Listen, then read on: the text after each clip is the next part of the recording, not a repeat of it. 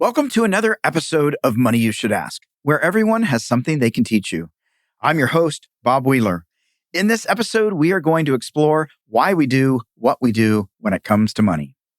As a CPA for the past 30 years, let me say 25 because that makes me sound younger. I have seen it all when it comes to money and emotions. And if you think I'm talking about my clients, I'm not. I'm talking about myself. My relationship with money has been, and sometimes still is, an emotional roller coaster. Maybe that's something you're also familiar with. Good news. You and I are not the only ones. Our next guest is going to share their money beliefs, money blocks, and life challenges as well. Buckle your seatbelt and enjoy the ride.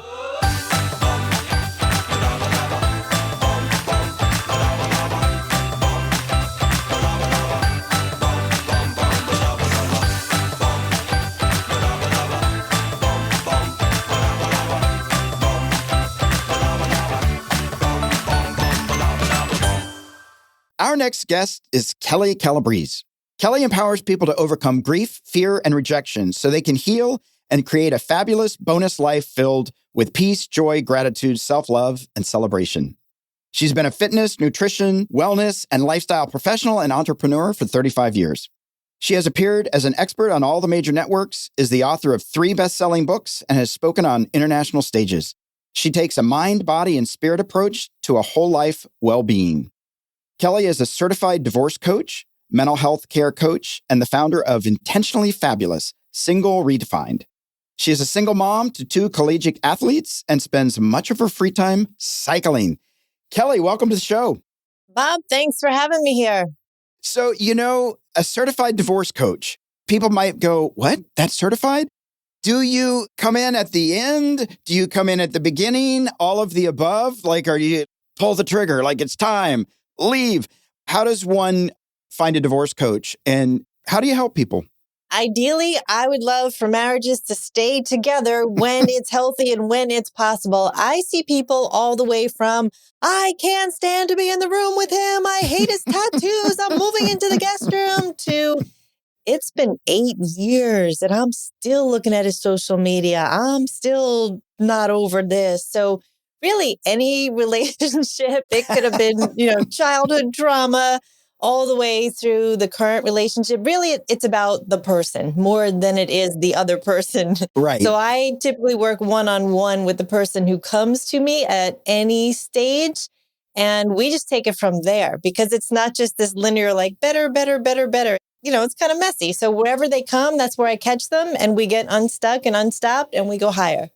And were you taught younger, early on, that being single is being a complete whole person? Or did you get taught that you need another person to complete you? How was that for you so that when you bring in your perspective for other people that might not know that, I can actually have self-love and I'm pretty amazing just like I am, and the other people are just bonuses? What was your mindset? What were you taught? I grew up in New York, Italian, Catholic, that whole thing. So, lots of layers. Yeah. So I had a great example. My parents met when they were 10. They married at 20, only because my grandmother made them wait. And they were married for 50 beautiful years before my dad passed. So I saw a great example of marriage. There was no divorce in my family, aunts, uncles, cousins. It just was how we were wired. And maybe that was the Catholic way. Just divorce wasn't really an option. But that was sort of the path you take. We learned so much from our culture. So it's what we see around us. So I never in a million years, who thinks they're going to go to the altar and divide? That's never the plan. And it wasn't for me. But from the pain comes the purpose. You have to accept at some point and you have to readjust. And so it allows you to say, okay, what is it going to take to make this pain stop and never do this again? Yeah. And so I went on this journey of reflection, which includes holding up the mirror and saying, even though my story was, you'd cry for me, it was horrible, it was unjust, all that, you still need to hold the mirror up and say, okay, what was my part in that? And that makes you stronger. So you can lose or you can learn, and hopefully people choose to learn. Yeah. There's got to be a lot of pain, though. I can only imagine. I've been through relationships. Having to look and say, I think I made a misstep, or I need to change direction. It can be embarrassing or humiliating. People are going to judge us. Why didn't you see the signs? There's a whole lot that comes up. Do people resist wanting to face the truth? Absolutely. So I love how Tony Robbins says about his divorce, it's excruciatingly painful because it is a tearing of your soul. Right. And so there's a physical bonding that happens when you're married, and you'll feel your heart and your soul tear. And it is called a life event for a reason, because almost every area of your life is affected. So your friend group may change. You're probably moving. You may, if you're a woman, might be getting a job for the first time in 15, 20 years because you were a stay-at-home. Your kids' schools may change. You may change churches. I mean, there's so much change that happens and you can't predict. The person who leaves has been thinking about it on average for 2 years. Wow. So they have a 2-year head start on the person that may be completely blindsided. And so that person is in total shock, denial, what just happened? And that's what happened in my case. And other people, it's mutual. So it depends on so many things. And I found the biggest thing is your identity. How much do you identify in being a wife, being a husband? How long were you married? How committed were you? How healthy was your marriage? Do you have kids together? But it is the acceptance that is the biggest differentiator in how people move on. The ones who are clawing, going, this isn't happening to me, and they're just sticking their head in the sand and they're in complete denial. And then it goes into, shock and anger and bitterness and all of that.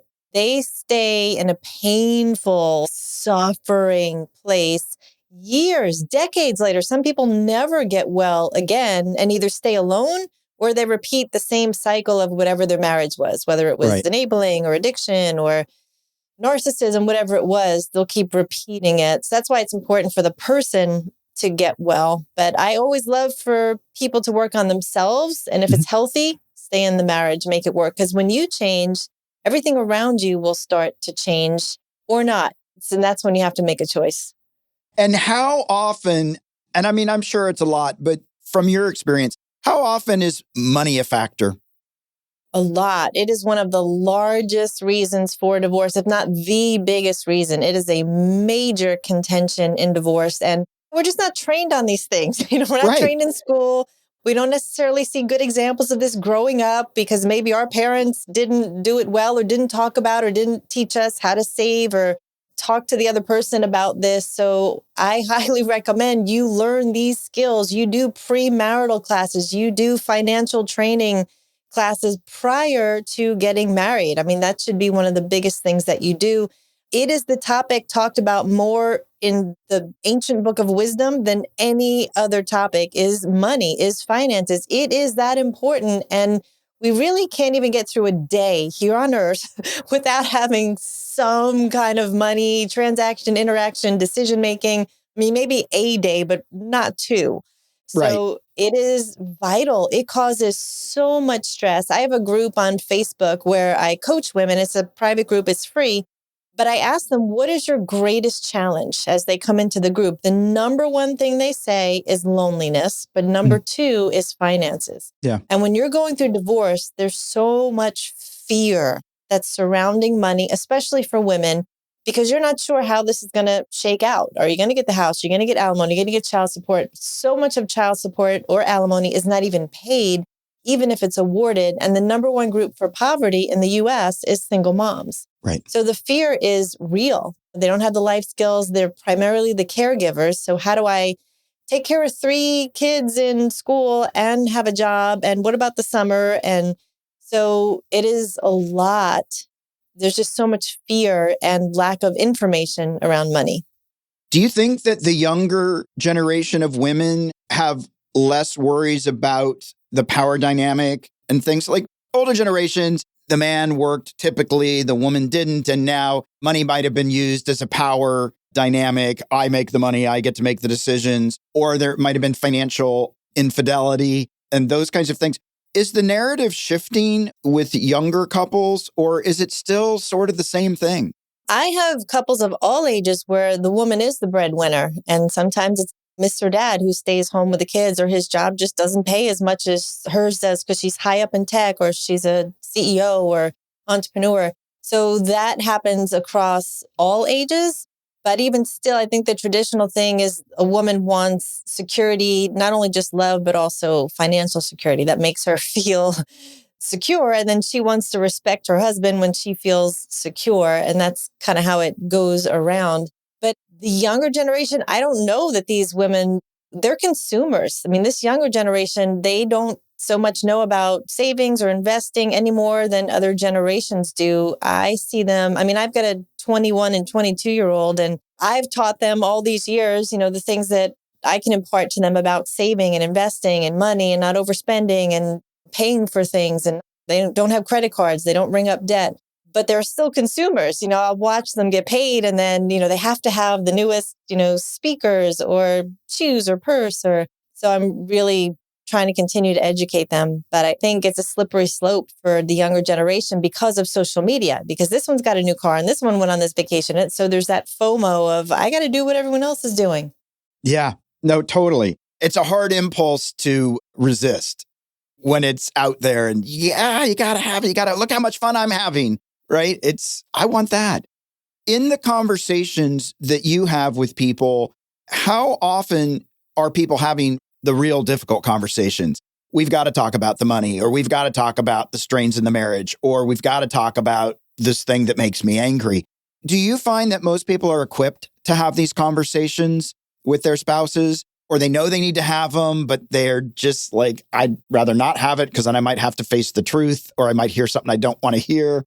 A lot of times they're not having the conversations at all because you've got two people coming from two different backgrounds, two different places about how they feel about money, and they have not communicated. They don't have the communication skills to have a conversation about it. So you're taking whatever you've learned up to this moment in your life, and she's taking whatever she's learned up to this moment in their life. And that's how it was done in their family. So that's how they do it. So whether it's passive aggressive or hiding money or whatever, people will start to glitch and malfunction in whatever that looks like for them based on their beliefs. And those beliefs then become the things they think about, and that's what they act on. And that becomes their habit, and then that becomes their character and ultimately their identity. So people have a money identity, just like they do an identity with marriage or their profession or their fitness or anything else. So they have this idea of what it's supposed to be like, and that's how they operate. So it might put them in a place of debt and poverty and lack and fear, or an abundance mindset. That's what I work with my clients on, having a mindset of abundance and not fear and lack and poverty. But you do need real practical skills. I mean, you can't really get away from a budget, for example. I mean, that's like a foundational, basic math kind of thing.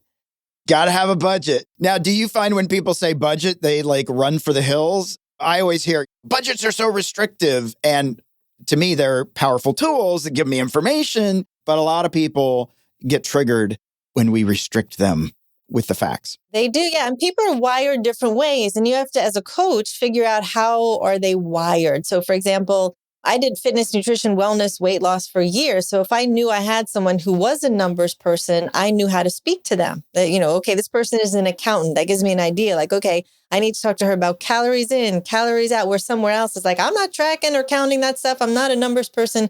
So you have to, however you're wired, the job still has to get done. You still need to be able to go, okay, here's our expenses and here's our income and then here's our investment strategy and here's our play money and here's a number that either one of us can spend without telling the other person, but not go over this number. So there's got to be some boundaries. Otherwise, You're going to be in constant stress and chaos and fighting. But if you put these things in place and you communicate, it makes for a much happier marriage. Then you're not keeping secrets. You're not, all of a sudden the credit card bill comes in and you're like, what? You spent $800 on sushi with the boy? Like you treated the team? What? So there's no surprises. Right. Because you have access to information and you're communicating and you have some boundaries set around things. So maybe if you're a starter couple, maybe it's $250 that you can both spend without asking the other. And if you're more affluent, maybe it's 10,000 that you can go buy a motorcycle or whatever, and the other person doesn't care, but have that number and be courteous. You don't want to make big decisions without your partner. You talked about we have this idea or an ideal of what a relationship looks like. Do you think all of us or the majority of us go in with, I'm going to be the prince in shining armor, or I'm going to be the princess that gets rescued, or I'm going to have the picket fence and the 2.5 children because that's what my sister has, or that, like, do you think most of us go in with some kind of false sense of how it's going to be when we find that person that completes us? I believe there is a truth to how things should be. Not that that can't look different ways, but there's a design that's a natural design. That's how things are supposed to be.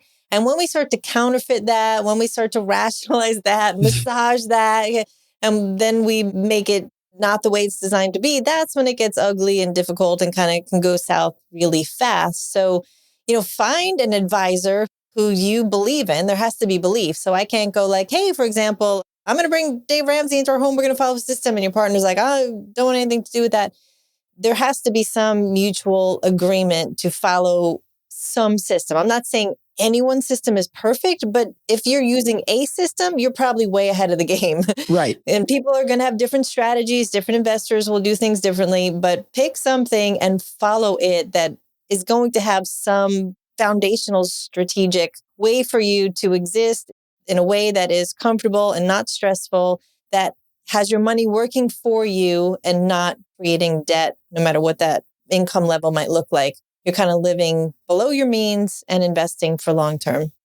How do you help people start to shift from the scarcity mindset to the abundant mindset? Because I hear all the time when I talk to people about this, oh, well, that works for everybody else, but not for me. Or it'll never happen. Or I'd love to be in that mindset, but if you just knew what was going on in my life right now. And the reality is, my experience is that when I slowly chipped away at my mindset, I was able to get to the other side. But it's not easy. And I'm wondering, because I imagine you hear that a lot, like there's a ton of reasons why I'm not going to be able to get to that mindset. And I'm not going to get to that bonus, fabulous life that has everything going, even though everybody else can get there.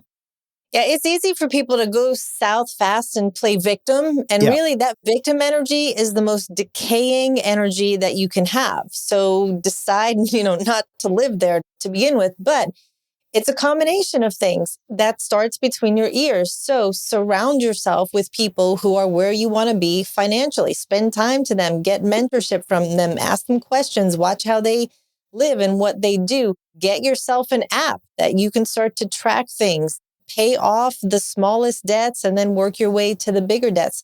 Where can you cut out the spending? Where can you save money? Maybe you've never used coupons, but it's time to start now. If you can save $40 a week on your groceries, that adds up at the end of the year and after a decade. Things like affirmations, if it really is your mindset and you're not believing, start to write a list or Google a list of money affirmations. Print them, put them on your screensaver, read them, put them on your steering wheel. Remind yourself, put them on your mirror, and just start reading. And there has to be belief behind it. So if I read, I'm going to be wealthy, I'm going to be debt free, I'm going to be blessed to be a blessing, all those things, but I don't believe it, that doesn't help. So affirmations can help if you believe them and use them. Get an accountability partner, someone who once a week you're going to send them a screenshot of your accounts and how things are going. You can also journal. So you're starting to dream about how you would like your financial future to look. I will save this much. I will invest here. I will, we're going to save for a vacation or an investment property, whatever it is. Start to write those things down, share them with someone who encourages you and let them know what your intentions are.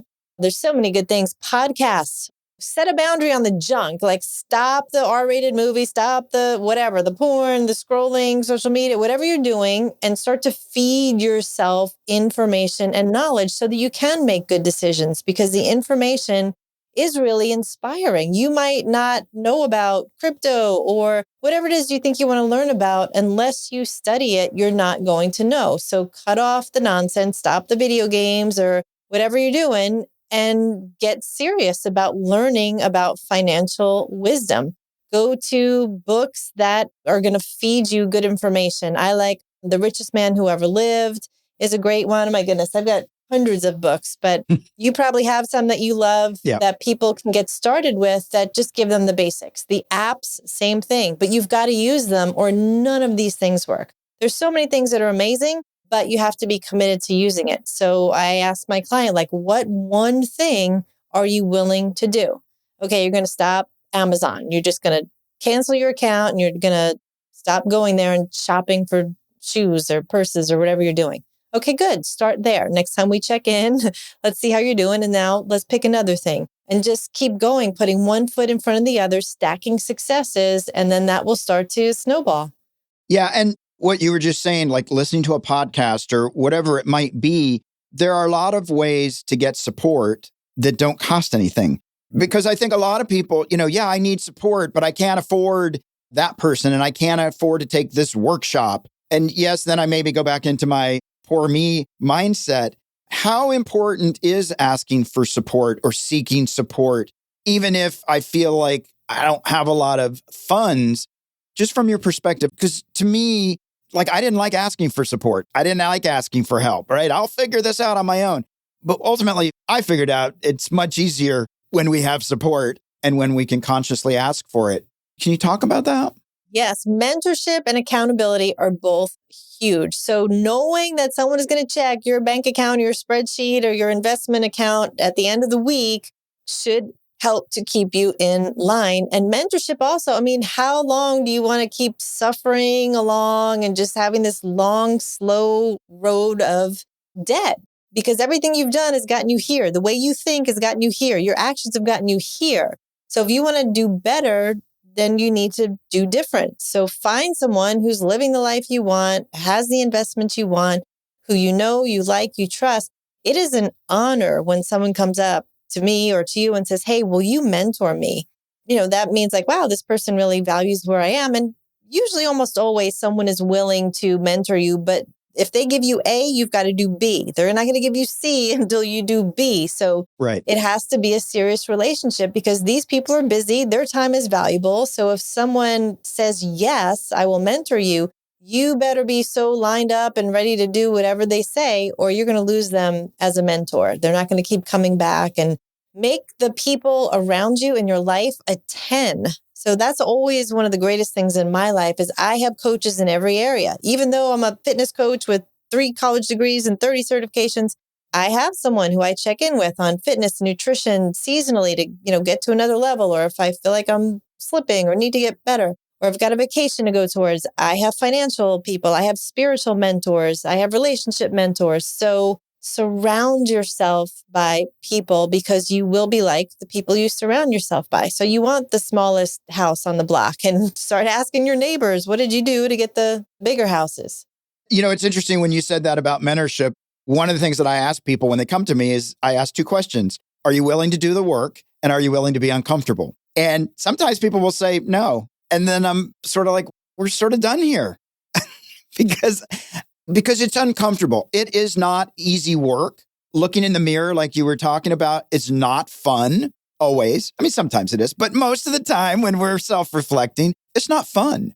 And being able to get past, and I wonder if social media plays a part in this, but this place where, well, I'm an expert now, so I can't really ask for somebody else because how's that going to present, right? Somebody's going to know that I might be less than the way I present. And I feel like a lot of people out there still feel it's important to present a certain way instead of being their authentic self, saying, this is me, these are my warts, it's not perfect, sometimes it's awkward. How often do you see that playing a role of this, well, I've got to keep up appearances? Yeah, it definitely gets in the way. And the best thing you can do is be humble and be your authentic self. If you ever want to grow and you're going to sit there and try and hold up appearances, you're never going to grow because you have the appearance of where you are. But if you want to get to that next level, you need to be able to have the courage to go to someone and say, hey, I want to write a book. You've written 10 best-selling books. Would you mentor me? Otherwise, 10 years later, you're still going to be saying, I want to write the book, But if you want to do things faster with more results, better outcomes, then get around the people who have done what you have done. Why would you want to waste time when you can learn from someone else? And like you said, there's a lot of free things. Buy their book, get the podcast, watch the TED Talk, dive in. If you're serious, your knight in shining armor on the white horse is not coming to scoop you up and rescue you. You need to get out and do the work. There are no shortcuts. My latest best-selling book is called Success Habits of Superachievers, and it tells the story of over 80 different ordinary people, just like you and I, that something unreasonably difficult happened to, which happens to all of us. No one has the life they thought, but they had the resilience to get back up again. And not only did they get back up, but they did something incredible with the hardship that they overcame. So one of my stories is divorce coaching now. I was blindsided by my divorce. I was married for 24 years. It shocked me. It took me to my knees and emptied me out. It made me question everything in my life. And I went on a 3-year healing journey to figure it out. And when I felt like I got to a place where, not that I ever say I've arrived, but I was readjusted and healthy, I felt called to help other women walk them through the process so that they didn't get stuck and stop. Not everyone can take 3 years off and go on, retreats and sabbaticals and, just take the time that I did to really heal and get well. So I want to help them accelerate their process, looking at the major things that really move the needle for me. And I wish it was what I had, that it didn't take me 3 years. Some people it takes 7 years, 8 years. Some people never get healthy. But I took the major things and I put them into my program. And now I can help people faster so they don't have to suffer as long. The mental health piece, which you also do, is such an important component of all of this, feels like. Because if we're not feeling good about ourselves, if we've been blindsided and doubting everything that we thought was solid in the world, foundational, and then money is a struggle, like mental health can play a real big part of actually amplifying and making it even bigger than maybe it normally would be. That is for sure. Mental health is a bigger issue, especially in marriages, than a lot of people realize. Most people who have symptoms of mental illness do not get help. Right. They're not going to a doctor for it. And even when they do go to the doctor, most of the times they just get medication, which for some people that's helpful. Hopefully not forever, but for a season to get them adjusted. They really need to do the deeper work. And I'm not a clinical psychologist. I don't go back and say, tell me when you were 12 and, what happened. But I work with where they are and get them to overcome the source of the anger, the bitterness, the depression. We can work on those things. And it isn't just the mind, but it's a body, mind, and spirit approach. So you're taking the three together because you can't disconnect them. So when you work with all three, you see a lot more progress than just doing the mental health. What I do that's a little bit different. I started out with the physical. My background is physiology and all the clinical things. I owned health clubs. I did all of that with fitness, nutrition, wellness for years. But it was pretty quick when I realized that, wow, the mindset has a lot to do with the physical results that people get. And then in the last decade or so, really added that spiritual component because then the miraculous can happen. Yeah, absolutely. And I think as an athlete, maybe you're aware of mindset and being able to see, although I was just seeing on the news the other day that even athletes, young athletes, mental health issues, they think I just have to push through it because I'm supposed to be this amazing athlete. And therefore, I've got to always overperform or overachieve. And even there's a place where not being able to admit I need some help. Do you think that's changing, that people are starting to realize the significance, the importance, and the value of diving into mental health? I do. I think it's less of a stigma, especially with COVID these last few years where isolation was such a major factor. I mean, we use that to torture people. Isolation. Yeah. I mean, that's what they do in prison. And so when you take these people who were isolated with social media and video games, and it just has been so detrimental to people's mental health. And people were angry and they were suicidal and they were depressed and all the things, to a point where you're not going to function well. Eventually, whatever's inside you, when the pressure hits, whether it's a basketball game or the boardroom meeting, the relationship breakup, that's what comes out of you. So if you have pushed down whatever fear it is, anger, depression, anxiety, denial, it comes up eventually. And you don't want it to come up at the wrong times when you're blowing up a marriage or having the massive temper tantrum on the field or the court, or you don't want to be that guy. It's going to rear its ugly head eventually if you don't deal with it. So why not deal with it? Otherwise, you're going to just blow through relationships or roommates or jobs or whatever. You're going to keep repeating the same thing until you deal with it. So deal with it. It's Yeah. way better. When you sit with a professional who knows how to handle these things, they have seen these things 10,000 times. You think you're the only one who's suffering with these thoughts or these habits or actions, but this is what they do. Why would you not just want to get in there and cut to the issue and then have the tools to make that positive change and have the freedom of not having to deal with living in depression or just explosive anger all the time that's not matched to the situation. Everyone around you in your house is walking on eggshells and it's just terrible. Get free. Get free from all that.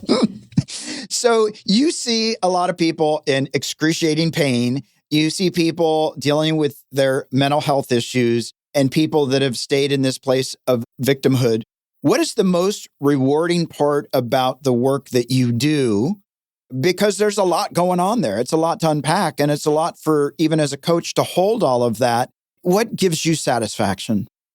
Every session is definitely satisfying and also very heavy at the same time. Mm-hmm. I have to do the self-care on me because after you've done, a day of coaching sessions, my heart breaks. Like I hate that people have just lowered their worth and put up with abuse and put themselves last and made all these sacrifices or dealt with all this. I mean, it hurts. It's heavy. So I feel that. But at the end of every session, I see a little light inside them. I see a little glimmer. I see a breakthrough. And I'm there to encourage them because some people have just lost hope.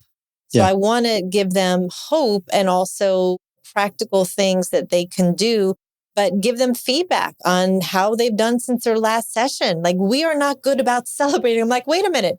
You turned off your technology at 9 p.m. and you drank an extra bottle of water every day and you had one less Coke and whatever the things are. I'm like, that's awesome. And then they're like, yeah, I get. I'm like, that was a big deal. And then I just give them hope. I'm coaching their souls because we're not good at celebrating. We just kind of go along. And so that's part of it. And that's part of my program too, is celebration, joy, what you call fun, and it's resurrection. Like, let's get up again, because that is the thing that's the difference maker. It's the resilience. It's get knocked down 10 times, get up 11. Or not. Like, you can stay down there and you can just stay in that victim decaying state, but that's not what we're called to do. That's not how we're designed to live. We are here to have connection and make a difference. And there's still a good plan and a purpose on our lives, regardless of the accidents, the layoffs, the disappointments. Struggle is just going to be part of life. And the better we are at accepting that rather than resisting it, the more we're going to enjoy ourselves and just get up. I mean, if you look at people, even the people in the book who overcame hard things, I just had a friend lose their grandson, fell in the pool, 2 years old. I mean, horrible. Your heart just breaks for them. And they donated his organs and, just unthinkable. You don't ever think that's going to happen to your family. Right. But you have to get up and say, okay, what's good about this? As horrible as that is to lose a child, a grandchild, horrible. But if you want to go on and live another 20, 30, 50 years, you have to make that decision. I'm always going to hate that my family blew up. I'm always going to hate that we're not a unit of 4, but I can look back and say, I'm thankful my husband had the courage to leave, and that's no longer my life. It took a long time to get there. Right. Because I had to do all the hard work and look at what was my part in it. But now I can say, thank God that's not my life. I would have limped along till death do us part being miserable. Now I'm stronger, I'm braver, I'm more courageous. I've got this new platform to help other people that I would have never had. Because to be honest, Bob, I was a terrible friend. So when someone had said to me that they were going through a divorce, I didn't have any reference for that. It's like if someone said my house burned down or I had an abortion or I didn't know. But having gone through it, now I understand and I can coach people there. I can't coach people on dating because I'm not dating yet, but maybe one day, 30 years since I've dated. But once you've gone through it, you have the ability to be empathetic and help people. Yeah, I think that's so important, empathy. And I think this piece about celebration is so important. I know sometimes it's so hard when somebody else is in pain to go, oh my God, this is amazing. Or when I've been in pain and then I have a good moment that somebody's going to come in and go, well, you couldn't be in that much pain because look how happy you are in this moment, right? It's like, no, I'm not having great celebrations. I'm still having my pain. So I don't want to look like it's too good, right? It's still, we're checking it out. When is it okay to actually go, oh, thank God, I'm going to celebrate this moment, even though everything else has been shit? Yeah, we need to give ourselves permission. Yeah. And I wasn't really good at that. Like I was burning myself. I was holding my own feet to the fire. Like, you need to suffer. You need to feel like a failure longer. And I Right. was like, why am I like, no one is burning me. I'm burning myself. Like, this is just Right. silly. This is ridiculous. I have to give myself permission to have joy and have fun. And it wasn't something I had really done before. And it wasn't something I was good at. I had to learn and have some friends kind of encourage me like, hey, get out and go. And it's okay to do this. And it's like, no, I have to sit here and suffer and be miserable and be in pain and be depressed and cry. But you have a choice. You have a choice. It just made me think like, if your choice right now, folks out there, is to suffer and continue the pain, set a budget of time. I'm willing to punish myself for 6 more months and then I'm going to let it go. Like, figure out what that threshold is and then move past it, because otherwise it's just a cycle of pain and pain and pain and pain that's self-inflicted. Yeah, that is a great tip, to give yourself a deadline.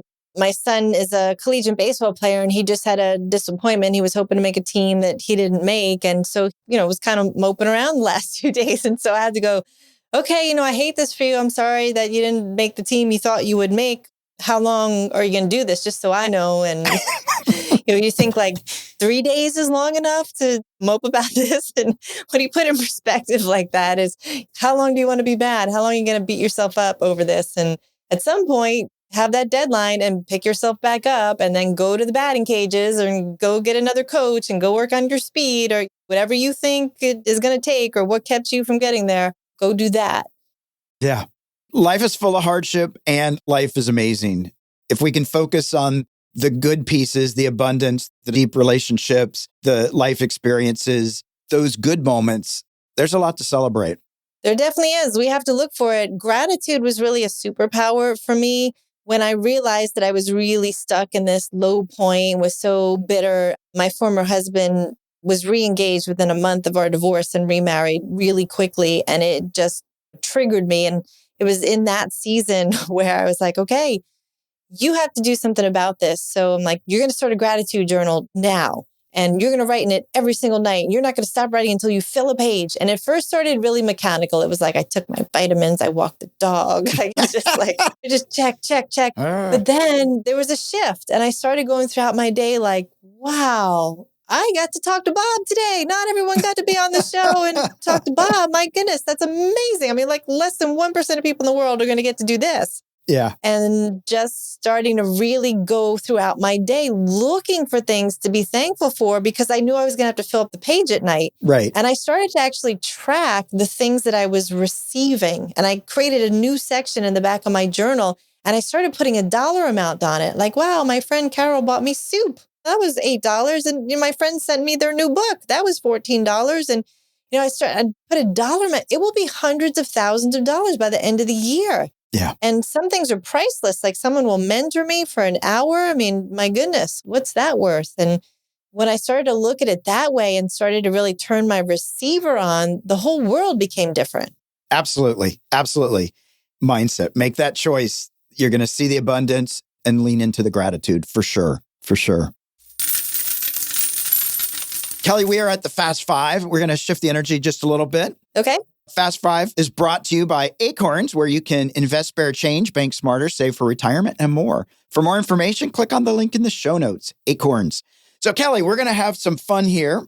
We're going to just jump in and see where it goes. What was the most expensive birthday party you've ever thrown for your kids?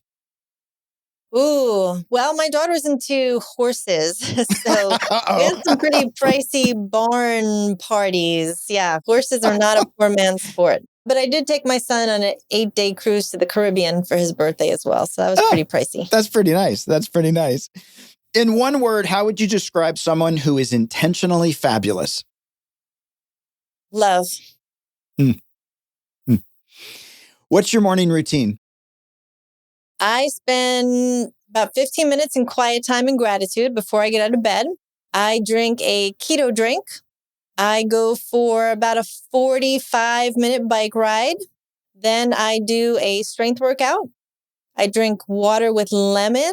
I take a shower, and then I write my list of the most urgent and important things for me to do throughout the day, but it's a prayerfully created list.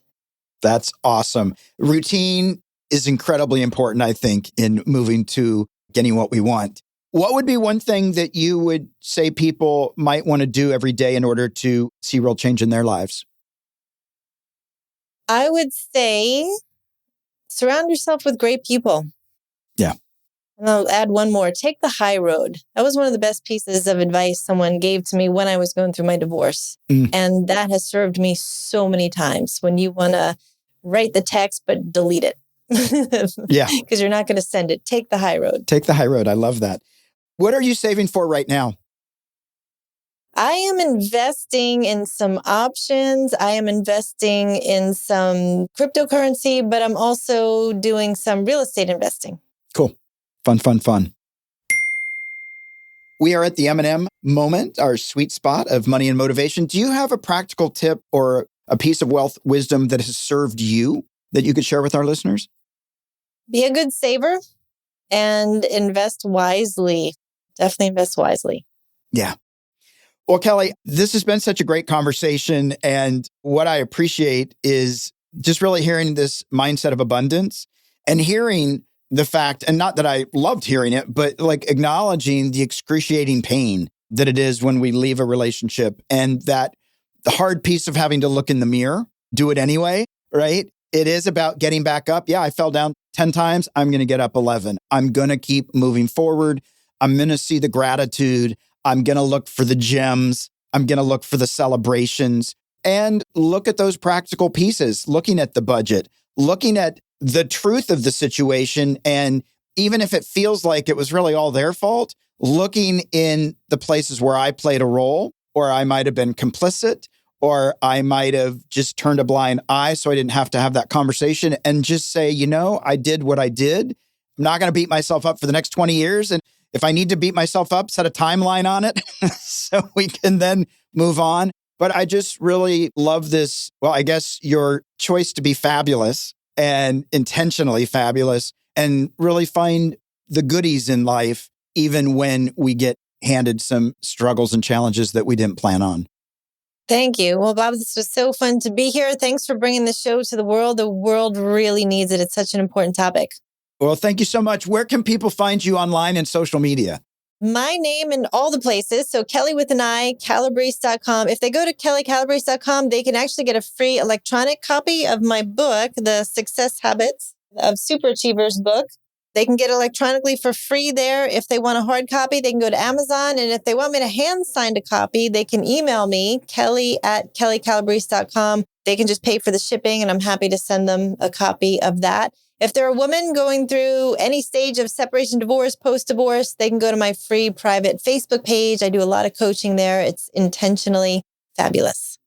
Well, that is awesome. I really encourage people to check out the Intentionally Fabulous program. And I think it's great that you're out there empowering women in the world and just helping people navigate to a celebration of life and an abundant mindset. So thank you so much. It's been such a pleasure.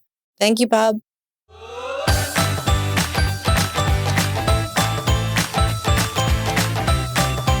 We hope you enjoyed this episode. Did you learn something new about your relationship to money today? Maybe you have a friend who has some financial blocks or beliefs that are holding them back. Please share this podcast so they too can get off the roller coaster ride of financial fears and journey towards financial freedom. To learn how to have a healthy relationship with money, visit themoneynerve.com. That's nerve, not nerd. We'll be back next week with another perspective on money and the emotions that bind us.